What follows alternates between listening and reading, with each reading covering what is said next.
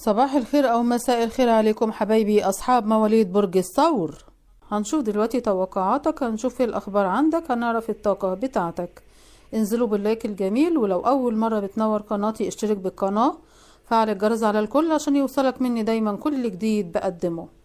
حبايبي الغاليين، تاريخ مواليد برج الثور بتبدأ من 20 إبريل لحد 20 مايو. ولما نتكلم عن برج الثور هنقول إن هو برج ترابي، الكوكب الحاكم الزهرة. برج الثور هو برج ثابت وصبور وعنيد لما يحب، ووفي لما يطمن. برج الثور مش شخص عادي، ده شخص بيبني حياته خطوة بخطوة، ما بيحبش الهوجة ولا الطرق المختصرة، لكن لما بيوصل وهو واقف على أرض صلبة. برج الثور عنصره الأرض. يعني إيه؟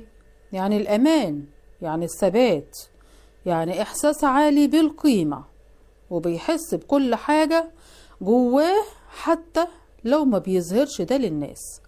هو هادي من بره، ولكن جواه نار صامتة، لو اتحط في الموقف الصح بينفجر منه نجاح وقوة ونصر.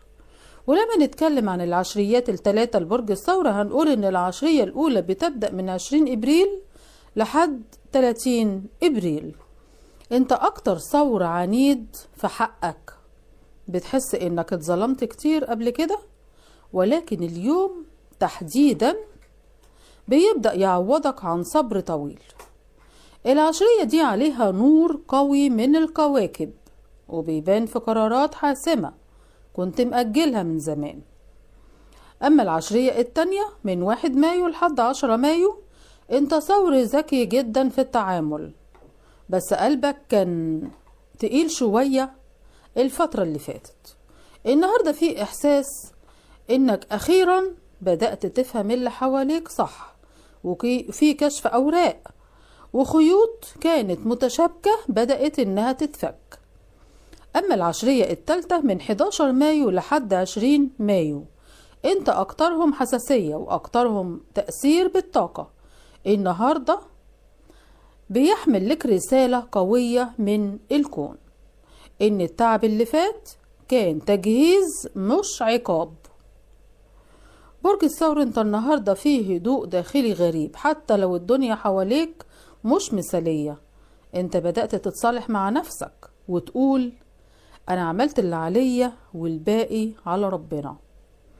مشاعرك ناحية الحبيب كانت متلخبطة الفترة اللي فاتت، ما بين حب وما بين خوف وما بين تعب من كتر التفكير، لأن الحبيب حاسس بيك بس مش عارف يوصلك. في صمت بينكم أكتر من الكلام، بس الطاقة النهاردة بتقول إن في انفراجة، ولو مش بالكلام بالإحساس. برج الثور القمر النهاردة في وضع داعم ليك، وبيخليك تشوف الحقيقة من غير تزييف. كوكب الزهرة بيركز على قيمتك وعلى إحساسك بنفسك، وبيفكرك إنك تستاهل أكتر من اللي كنت بتقبله قبل كده. في إشارة فلكية واضحة جدا ليك النهاردة بتقولك النصر مكتوب لك، وكسبتها اليوم بجدارة. برج الثور في الشغل النهاردة وتحركاتك المهنية كأنك واقف أو متأخر، بتبدأ إن أنت تتحرك مش بسرعة البرق ولكن بثبات الثور.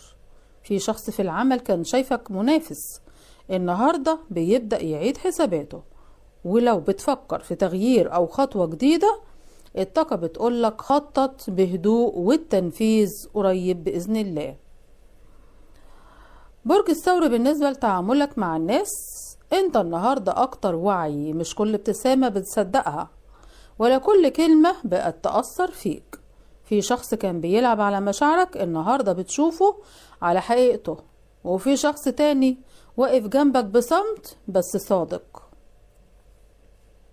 النهاردة يا برج الثور طاقتك عالية، وده بيخلي ان في عين عليك، مش خوف ولكن التحصين مطلوب.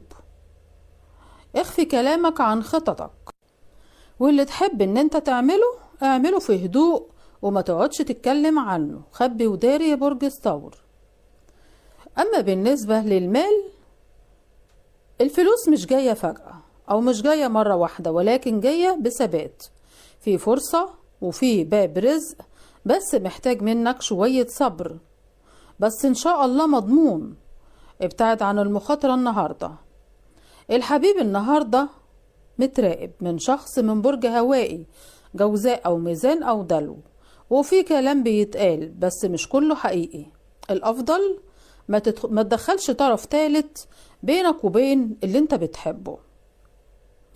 أما توقعات الفلك لرجل برج الثور، الفلك بيقولك انت النهاردة هتاخد حقك بهدوء، واكسب من غير ما ترفع صوتك، لانك انت اقوى ممن تتخيل. اما توقعات الفلك للجميلة امرأة برج الثور، الفلك بيقولك انت النهاردة عندك طاقة انوثة عالية وفي جاذبية واضحة، بس خليكي حذرة من اللي ما يستحقوش. رسالة الفلك لبرج الثور النهاردة، الفلك بيقولك النصر مكتوب لك اليوم وكسبتها بجدارة، مش صدفة ولا حظ، ولكن ده تعبك وصبرك اللي رجعوا ليك حقك. ودلوقتي حبايبي وصلنا لفقرة توافق برج الثور مع باقي الأبراج. الثور مع الحمل تفاهم صعب بس ممكن، نسبة توافق 55%. الثور مع الثور قوة وثبات، نسبة توافق 85%. مع الجوزاء جذب مع توتر، نسبة توافق 60%. مع السرطان أمان وحب، نسبة توافق 90%. مع الأسد صراع وسيطرة، نسبة توافق 65%. مع العذراء تفاهم مثالي، نسبة توافق 95%. مع الميزان حب بس محتاج توازن، نسبة توافق 70%. مع العقرب علاقة قدرية، نسبة توافق 88%. مع القوس اختلاف طباع، نسبة توافق 50%. مع الجدي نجاح واستقرار، نسبة توافق 92%. مع الدلو شد وجذب، نسبة توافق 58%. وأخيرا برج الثور مع برج الحوت روح وقلب، ونسبة توافق 89%. أما الرسالة التحذيرية لبرج الثور النهاردة، الفلك بيقولك وبيحذرك خد بالك، مش كل هدوء حواليك أمان، ومش كل ابتسامة معناها نية صافية. الفترة دي تحديدا الكون بيطلب منك وعي أكتر مش خوف. في شخص قريب منك شايف قوتك وسكاتك على إنه ضعف، ومستني اللحظة اللي تتعب فيها علشان يظهر حقيقته. ما تواجهش وما تفتحش قلبك زيادة عن اللزوم. خلي مسافة محترمة تحميك من أي خيبة. إشارة فلكية مهمة ليك النهاردة يا برج الثور، والقمر بيقولك إن في قرار كنت ناوي تأجله ما ينفعش يتاخد تحت ضغط أو استعجال. لو حسيت إن قلبك تقيل أو دماغك مش مرتاحة، ده مش تردد، ده تحذير. خد بالك من كلامك عن شغلك وخططك وفلوسك، مش كل الناس بتفرح بنجاحك، وفي عين عليك مش بسبب حقد مباشر، ولكن بسبب مقارنة صامتة.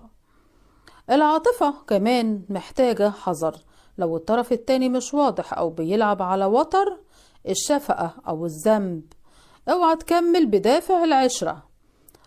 بس الحب الحقيقي ما يستنزفكش ولا يخليك تشك في نفسك.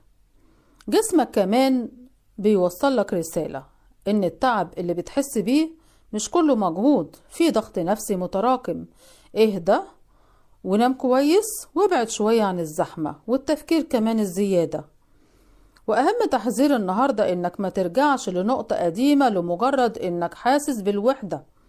اللي خرج من حياتك خرج علشان سبب، ومش كل حنين معناه رجوع صح. الكون بيقف في صفك بس بيطلب منك حاجة واحدة، اختار نفسك واسكت وقت السكوت واتكلم وقت الحق، وما تضيعش نفسك علشان ترضي حد، او ما تضحيش بنفسك عشان ترضي حد. لو التزمت بالتحذير ده، النصر اللي مكتوب لك هيظهر في وقته الصح ومن غير خسائر. حبايبي الغاليين، بكده نكون انتهينا من قراءة وتوقعات اليوم. استقبلوا مني كل بشارة جميلة ومفرحة بلايك واشتراك للقناة، ولو أي حد عنده أي سؤال اكتبولي في التعليقات وأنا تحت أمركم، إن شاء الله هرد على كل أسئلتكم. وإلى اللقاء مع فيديو جديد وقراءة جديدة بإذن الله.